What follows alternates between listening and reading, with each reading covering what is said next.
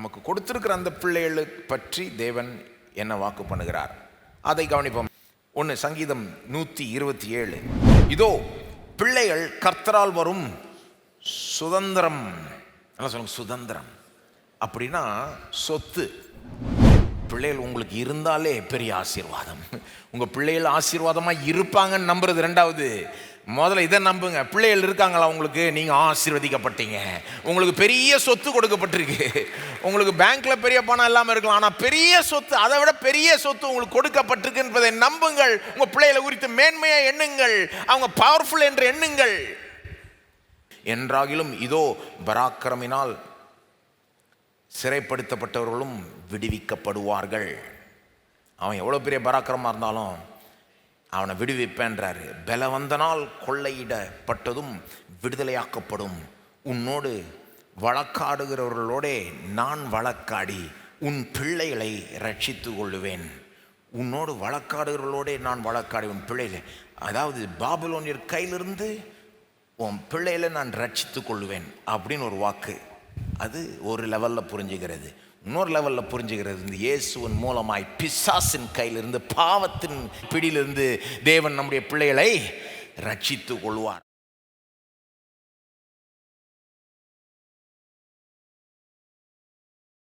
ஏசாயா 54:13. உன் பிள்ளைகள் எல்லாரும் கர்த்தரால் போதிக்கப்பட்டிருப்பார்கள். உன் பிள்ளைகளுடைய சமாதானம் பெரிதாய் இருக்கும்.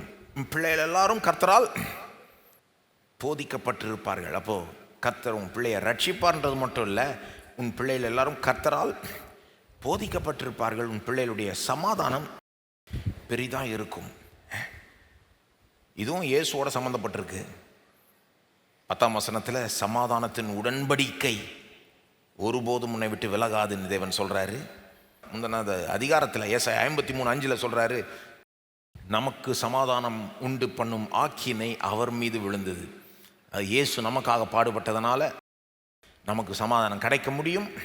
தேவன் நம்மோட ஒரு சமாதான உடன்படிக்கையை செய்திருக்கிறார். அதுதான் ஏசாயா 54:10 சொல்லுது. அந்த சமாதான உடன்படிக்கையின்படி உன் பிள்ளைகள் கர்த்தரால் போதிக்கப்பட்டிருப்பார்கள். உன் பிள்ளைகளுடைய சமாதானம் பெரிதாக இருக்கும். சமாதானம்னா ஷாலோம். எல்லாம் சொல்லுங்க, ஷாலோம். சில விதத்தில் நாமளும் எபிரேயர் மாதிரி ஆயிடணும். சில வார்த்தைகள்லாம் நாமளும் கற்றுக்கணும். ஷலோம் என்றது ஒரு எபிரேய மொழி வார்த்தை. அதனுடைய அர்த்தம் என்னென்னா, தமிழ் பைபிளில் சமாதானம் இருக்கு, ஆங்கிலத்தில் பீஸ். ஆனால் அதனுடைய அர்த்தம் என்னென்னா, வாழ்க்கையில் எல்லாமே இருக்க வேண்டிய விதத்தில் இருப்பது, முழுமையாக இருப்பது, நிறைவாக இருப்பது, எந்த குறைவும் இல்லாமல் இருப்பது. அதான் ஷலோம். இருக்க வேண்டிய விதத்தில், வாழ்க்கையில் எல்லாமே இருக்க வேண்டிய விதத்தில் இருப்பதுக்கு பேர் தான் சமாதானம். தமிழ் பைபிளில் சமாதானம் வந்துட்டால் நம்ம என்ன நினைக்கிறோம்? நிம்மதி, மனசில் ஒரு சமாதானம். கிடையாது. பழைய ஏற்பாட்டில் குறிப்பாக நீங்கள் சமாதானம்ன்ற வாசிக்கிறப்போலாம் ஞாபகம் வச்சுக்கோங்க, அதுக்கு பின்னால் இருக்கிற எபிரேய வார்த்தை ஷலோம். ஷலோம்னா எல்லாமே வாழ்க்கையில் இருக்க வேண்டிய விதத்தில் இருப்பது. அப்போ இது என்ன சொல்கிறார் தேவன்? உன் பிள்ளைகள் எல்லாரும், அதாவது நீ இயேசு கிறிஸ்துவை நம்பி உனக்காக அவர் ஆக்கினை பெற்றார், உனக்கு சமாதானம் கிடைக்கும்படி சமாதான உடன்படிக்கை உனக்கு உண்டாயிருக்கிறது. அப்போ உன் பிள்ளைகள், உடன்படிக்கையின் மக்கள், கவனித்துக் கொள்ளுங்கள், உங்கள் பிள்ளைகள் கர்த்தரால் போதிக்கப்பட்டிருப்பார்கள். உன் பிள்ளைகளுடைய சமாதானம் பெரிதாக இருக்கும். இந்த வார்த்தையில் நம்ம எல்லாரும் சேர்ந்து சொல்லுவோமா? 13ஆம் வசனம் ஏசாயா 54:13 எல்லாரும் சேர்ந்து சொல்லுவோம். உன் பிள்ளைகள் எல்லாரும் கர்த்தரால் போதிக்கப்பட்டிருப்பார்கள். உன் பிள்ளைகளுடைய சமாதானம் பெரிதாக இருக்கும். இதை ஒவ்வொரு நாளும் சொல்லி பாருங்க. என் பிள்ளைகள் எல்லாரும் கர்த்தரால் போதிக்கப்பட்டிருப்பார்கள். என் பிள்ளைகளுடைய சமாதானம் பெரிதாக இருக்கும். ஒவ்வொரு நாளும் உங்கள் பிள்ளைகளை பற்றி இதை சொல்லுங்கள். நீங்கள் வாய் திறந்து இதை விட்டுட்டு என்ன பண்ணிடுறோம்? சில நேரம் நீ இப்படி போனால் உருப்படுவியா, நீ எல்லாம் உருப்படுவியா, அந்த மாதிரி வார்த்தைகள் நம்ம பயன்படுத்துகிறப்போ, அதுவும் பிள்ளைகள் கேட்க அந்த மாதிரி பயன்படுத்துகிறப்போ, அது அவங்கள அப்படியே நொறுக்கிடுது. அவங்க கான்ஃபிடென்ஸையே எடுத்துருது. நீ எல்லாம் உருப்படியான்னு ஒரு பிள்ளையை பார்த்து சொல்கிறப்போ அந்த பிள்ளைக்கு எப்படி இருக்கும் பாருங்க.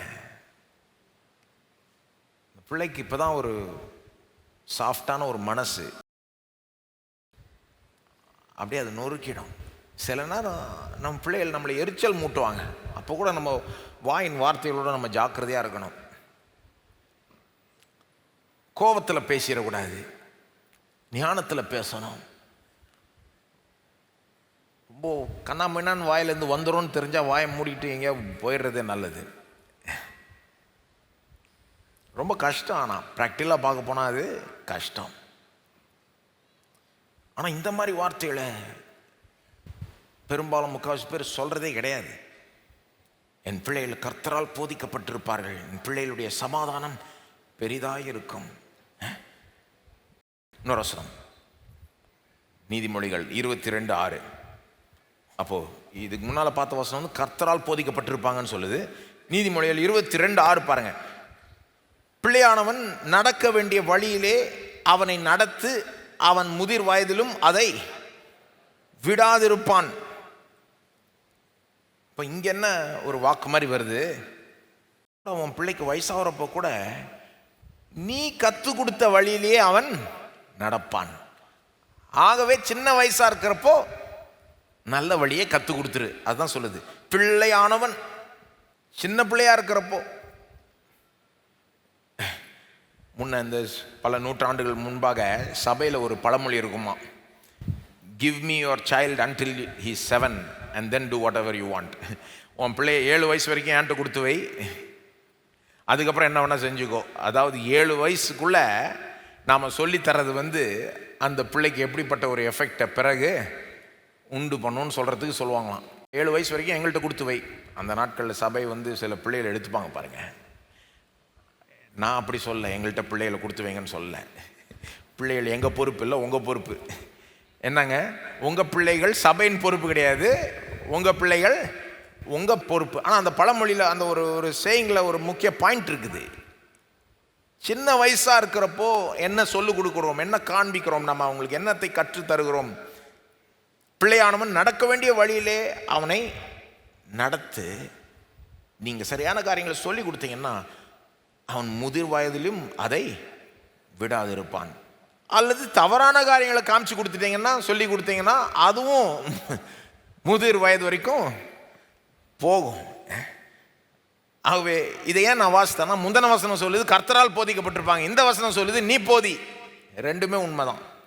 கர்த்தரால் போதிக்கப்பட்டிருப்பாங்க. ஆனால் கர்த்தர் எப்படி போதிக்கிறார்? பெற்றோர் மூலமாய் போதிக்கிறார். பெற்றோருக்கு தான் அந்த பொறுப்பை கொடுத்திருக்கிறார். அங்கிருந்து வானத்திலிருந்து அவர் கத்துறதில்லை, பிள்ளையே இப்படி நட அப்படி போ அப்படின்னு இல்லை. பெற்றோரை தான் வச்சிருக்கிறார். ஒரு கடவுளை போல பெற்றோரை வச்சிருக்கிறார். பிள்ளைக்கு தேவன் அதிகாரத்தை கொடுத்திருக்கிறார், பொறுப்பு கொடுத்திருக்கிறார். போக வேண்டிய வழியை காண்பி அப்படின்றார், நடத்துன்றார். எபேசியர் 6:4 பவுல் எழுதுகிறார், பிதாக்களே நீங்களும் உங்கள் பிள்ளைகளை கோபப்படுத்தாமல் கர்த்தருக்கேற்ற சிட்சையிலும் போதனையிலும் அவர்களை வளர்ப்பீர்களாக. எபேசியர் 6:4 பாருங்க. இப்போ இது ஒரு வாக்கு தத்துவம் சொல்ல முடியாது, இது வந்து இந்த 22:6 சேர்த்து வாசிக்கிறேன். அதாவது போக வேண்டிய வழியை காண்பீங்க. பவுல் சொல்றார், கர்த்தருக்கேற்ற சிட்சையிலும் போதனையிலும் அவளை வளர்ப்பீர்களாக. அப்படி செஞ்சீங்கன்னா அவங்க தொடர்ந்து வயசான காலத்திலையும் அந்த வழியில் நடப்பாங்க. அதுதான் வாக்கு. நீங்கள் அவங்கள நல்லா ட்ரெயின் பண்ணிங்கன்னா, போதிச்சிங்கன்னா, நடத்துனீங்கன்னா அவங்க பிறகு அதை விட்டு விலக மாட்டாங்க. இப்போ இந்த வாக்கு தத்துவத்தை நான் வாசிக்கிறப்போ நீங்கள் கவனிச்சிங்களான்னு தெரில. 22:6 நீதிமொழிகள் 22:6 வாசித்தப்போ ஒரு கண்டிஷன் இருக்குது அதில். இப்போ நீ நடத்தினா அவன் அதை விட்டு விலகாமல் இருப்பான். நீ நடத்து, நீ நடத்துறதுல இருக்கு விஷயம்ன்ற மாதிரி வருது பாருங்க. இன்னொரு வசனத்துக்கு போவோம். நீதிமொழிகள் 20:7. பொதுவாக நிறைய கிறிஸ்தவங்களுக்கு இந்த வசனங்களே தெரியாது. அதனால தான் வந்து நான் வாசிக்கிறேன், உங்களுக்கு அதை அறிமுகப்படுத்துகிறேன். இந்த சீரீஸினுடைய ஒரு முக்கியமான நோக்கம், இதெல்லாம் பைபிள் சொல்லுதுன்னு எனக்கு தெரியலன்னு யாரும் சொல்ல முடியாது. நம்ம எடுத்து காண்பிக்கிறோம். நீதிமொழிகள் 20:7. நீதிமான் தன் உத்தமத்திலே நடக்கிறான், அவனுக்கு பிறகு அவன் பிள்ளைகளும் பாக்கியவான்களாய் இருப்பார்கள். எல்லாரும் சேர்ந்து சொல்லுவோம், எல்லாரும் சேர்ந்து வாசிப்போம். நீதிமான் தன் உத்தமத்திலே நடக்கிறான், அவனுக்கு பிறகு அவன் பிள்ளைகளும் பாக்கியவான்களாய் இருப்பார்கள். இந்த ஆசீர்வாதத்துக்கு ஒரு கண்டிஷன் போடப்பட்டிருக்கு. யாருடைய பிள்ளைகளை பற்றி பேசுது? எல்லாருடைய பிள்ளைகளும் பாக்கியவான்களா இருப்பாங்கன்னு சொல்லல. நீதிமான், உத்தமத்திலே நடக்கிறவன், அவனுக்கு பிறகு அவன் பிள்ளைகள். ஒருவன் நீதிமானா இருப்பான், ஆனால் உத்தமத்திலே அவன் நடப்பானால் அவனுடைய பிள்ளைகள் பாக்கியவான்களாய் இருப்பார்கள். நீங்க ஒரு நீதிமானாய் இருந்து உத்தமமாய் வாழ்றதுனாலே உங்க பிள்ளைகள் ஆசீர்வதிக்கப்பட்டிருப்பாங்க. யோசித்து பாருங்க. இது ஒரு கண்டிஷன் இருக்குது இந்த ஒரு வாக்குத்தத்தத்துக்கு. இன்னொரு வசனம், சங்கீதம் 112 1 2, எல்லாரும் சேர்ந்து அல்லேலூயா. கர்த்தருக்கு பயந்து அவருடைய கட்டளைகளில் மிகவும் பிரியமாய் இருக்கிற மனுஷன் பாக்கியவான். அவன் சந்ததி பூமியில் பலத்திற்கும், செம்மையானவர்களின் வம்சம் ஆசீர்வதிக்கப்படும். இப்போ வாக்குத்தத்தம் எங்க இருக்கு? 2ஆம் வசனம். அவன் சந்ததி பூமியில் பலத்திற்கும், they'll be mighty in the land. பூமியில் பவர்ஃபுல்லா இருப்பாங்க, இன்ஃப்ளூயன்ஷியலா இருப்பாங்க, பெரிய செல்வா கூட வாழ்வாங்க. உலகம் பார்த்தா அவங்களை கண்டு பயப்படும். அவன் சந்ததி பூமியில் பலத்திற்கும், செம்மையானவர்களின் வம்சம் ஆசீர்வதிக்கப்படும். ஆனா இது எல்லார பற்றி ஒன்றும் கிடையாது. இதுக்கு ஒரு கண்டிஷன் இருக்கு. என்ன கண்டிஷன்? 1ஆம் வசனம் சொல்லுது பாருங்க. அல்லேலூயா. கர்த்தருக்கு பயந்து அவருடைய கட்டளைகள் மிகவும் பிரியமாயிருக்கிற மனுஷன். யாரை பற்றி பேசுது? யாருடைய பிள்ளைகளை பற்றி பேசுது? கர்த்தருக்கு பயப்படுகிற ஒரு மனுஷன், அவருடைய கட்டளைகள் மிகவும் பிரியமாயிருக்கிற ஒரு மனுஷனை பற்றி பேசுது. 2ஆம் வசனம் சொல்லுது அவன் சந்ததி தான் இப்படி பூமியில் பலத்திருக்கும். செம்மையானவர்கள் வம்சம் தான், எல்லாருடைய வம்சம் கிடையாது, செம்மையானவர்களுடைய வம்சம் தான் ஆசீர்வதிக்கப்படும். திரும்ப அந்த கண்டிஷனை கவனிங்க. கர்த்தருக்கு பயந்து பெற்றோர் குறிப்பா அந்த தகப்பன், கவனிங்க, அந்த ஆண் குடும்பத்தில் தலைவராக வைத்திருக்கிற அந்த ஆண், அந்த தகப்பன், அந்த புருஷன் கர்த்தருக்கு பயந்து அவருடைய கட்டளையில் மிகவும் பிரியமாய் இருக்கும்போது அவன் சந்ததி பூமியில் பலத்திருக்கும், செம்மையானவர்களின் வம்சம் ஆசீர்வதிக்கப்படும். இன்னொரு வசனம், சங்கீதம் 128 1-3. சங்கீதம் 128 என்ன வாக்கு பண்ணியிருக்கிறதுன்றத பார்த்துக்கிட்டே வாங்க. இன்னொன்று என்ன மாதிரி கண்டிஷனும் இருக்குதுன்னு பார்த்துக்கிட்டே வாங்க. வெறும் வாக்கு பண்ணியிருக்கிறத மட்டும் எடுத்துட்டு அது கண்டுக்காமல் விட்டுட்டா அது சரியாக வராதில்லை. ஏன்னா ஒரு விதமான ஜனங்களுடைய பிள்ளைகளுக்கு தான் இந்த வாக்கு தத்தங்கள் பொருந்தும். சங்கீதம் 128 1-3. கர்த்தருக்கு பயந்து அவர் வழிகளில் நடக்கிறவன் எவனோ அவன் பாக்கியவான். உன் கைகளின் பிரயாசத்தை நீ சாப்பிடுவாய், உனக்கு பாக்கியமும் நன்மையும் உண்டாயிருக்கும். 3ஆம் வசனம், உன் மனைவி உன் வீட்டோரங்களில் கனிதரும் திராட்சை கொடியை போல் இருப்பாள், உன் பிள்ளைகள் உன் பந்தியை சுற்றிலும் ஒலிவு மர கன்றுகளைப் போல் இருப்பார்கள். இப்போ இங்கும் பாருங்க, வாக்குத்தத்தங்கள் இருக்கு.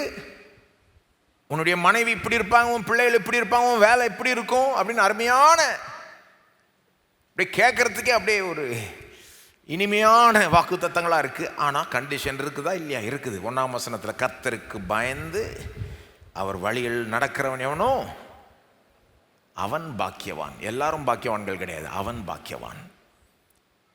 அப்படிப்பட்ட மனுஷனுடைய கைகளின் பிரயாசம், அவன் வேலை ஆசீர்வதிக்கப்பட்டிருக்கும். அப்படிப்பட்ட மனுஷனுடைய மனைவி, சிலர் சொல்றாங்க என் மனைவி கனிதரும் திராட்சை கொடியை போல இல்லைங்க. என் கேள்வி என்னவா இருக்கும்னா, நீங்கள் கர்த்தருக்கு பயந்து அவர் வழியில் நடக்கிற மனுஷனாக இருக்கிறீங்களா? அப்படிப்பட்ட மனுஷனுக்கு தான் மனைவி எப்படி இருப்பாங்களாம்? உன் மனைவி உன் வீட்டோரங்கள் கனிதரும் திராட்சை கொடியை போல் இருப்பாள், உன் பிள்ளைகள் உன் பந்தியை சுற்றிலும் ஒலிவு மர கன்றுகளைப் போல் இருப்பார்கள். அந்த பந்தியை சுற்றிலும் ஒலிவு மர கன்றுகள் அப்படின்னா என்ன அர்த்தம்? இந்த அருமையான விதத்தில் சொல்லுது பாருங்க. இது ஒன்று, இந்த ஒலிவு மர கன்றுகள்னு சொல்கிறப்போ it is a symbol of rich blessing, ஒரு பரிபூர்ண ஆசீர்வாதத்தை குறிக்கிறது. ஏன்னா இந்த ஒலிவு மரமும் சரி, இந்த திராட்சை செடியும் சரி, அத்தியாவசிய தேவைகள்னு சொல்ல முடியாது. திராட்சை செடியிலேருந்து தான் திராட்சை ரசம் வந்தது, ஒலிவு மரத்திலிருந்து தான் அந்த ஒலிவு பழத்திலிருந்து தான் அந்த எண்ணெய் வந்தது. வைன் அண்ட் ஆலிவ் ஆயில், இது ரெண்டுமே பார்த்தீங்கன்னா அத்தியாவசிய தேவை. இது இல்லாமல் வாழ முடியாதுன்னு ஒன்றும் கிடையாது. ஆனால் இது இருந்தால் வாழ்க்கை வந்து அடுத்த லெவலுக்கு போகுது. It greatly enriches your life. வாழ்க்கையை இன்னும் பரிபூர்ணமாய் ஆக்குது. இது இருந்து தான் ஆகணும்னு கிடையாது. திராட்சை செடி இருந்து தான் ஆகணும், திராட்சை இந்த பழம் இருந்து தான் ஆகணும்னு கிடையாது. ஒலிவு மரம் அது கொடுக்குற அந்த பழம், அதனால கிடைக்கிற அந்த எண்ணெய் இருந்து தான் ஆகணும்னு கிடையாது. ஆனால் அது இருந்தால் ஒரு நிறைவான ஒரு ஆசீர்வாதத்தை அது குறிக்குது, அபரிதமான ஒரு ஆசீர்வாதத்தை குறிக்குது. வேதத்திலே ஒரு வசனம் அப்படி சொல்லுது பாருங்க, சங்கீதம் 104. இதோட கனெக்டடாக சில வசனம் வாசிக்கிறேன். எது மெயின் வசனம், எது கனெக்டட் வசனம் மறந்துடக்கூடாது. இப்போ நான் வாசித்தது மெயின் வசனம் சங்கீதம் 128. இப்போ அதோட சம்பந்தப்பட்ட ஒரு சைடு வசனத்தை வாசிக்கிறேன். சங்கீதம் 104:15. மனுஷனுடைய இருதயத்தை மகிழ்ச்சியாக்கும் திராட்சை ரசத்தையும் அவனுக்கு முகக்கலையை உண்டு பண்ணும் எண்ணெயையும். எப்படி சொல்லுது பாருங்க, மனுஷனுடைய இருதயத்தை மகிழ்ச்சியாக்கும் திராட்சை ரசத்தையும் அவன் முகக்கலையை உண்டு பண்ணும் எண்ணெய். அப்போ இதை வச்சு நீங்க பார்த்தீங்கன்னா உங்க மனைவி உங்களை மகிழ்ச்சியாக்கும், உங்க பிள்ளைகள் ஒலிவு மர கன்றுகளை போல இருப்பாங்கன்னா உங்களுக்கு ஒரு ரிச் பிளெஸிங்காக இருப்பாங்க, ஒரு பரிபூர்ண ஆசீர்வாதமாக இருப்பாங்க, ஒரு நிறைவான ஆசீர்வாதமாக இருப்பாங்க. இன்னொன்று வந்து it is a symbol of productivity. இந்த ஒலிவு மரம்ன்றது கனி தர்றதுக்கு ரொம்ப நாள் எடுக்குமா, ஆனால் கனி தொடங்கினதுலேருந்து ரொம்ப நாள் கனி தரும். கனி தந்துக்கிட்டே இருக்கும், ரொம்ப ப்ரொடக்டிவாக இருக்கும். சொல்கிறாங்க இந்த ஒலிவு மரத்தை போல கனி தந்துக்கிட்டே இருக்கிற மரத்தை பார்க்கவே முடியாதுன்ற மாதிரி சொல்கிறாங்க. சில நேரம் நூற்றுக்கணக்கான ஆண்டுகள் அப்படியே கனி தந்துக்கிட்டே இருக்குமா. எது இந்த ஒலிவு மரம்? It's also symbol of longevity. நீண்ட காலம் நிலைத்திருக்கிறது என்பதை குறிக்குது.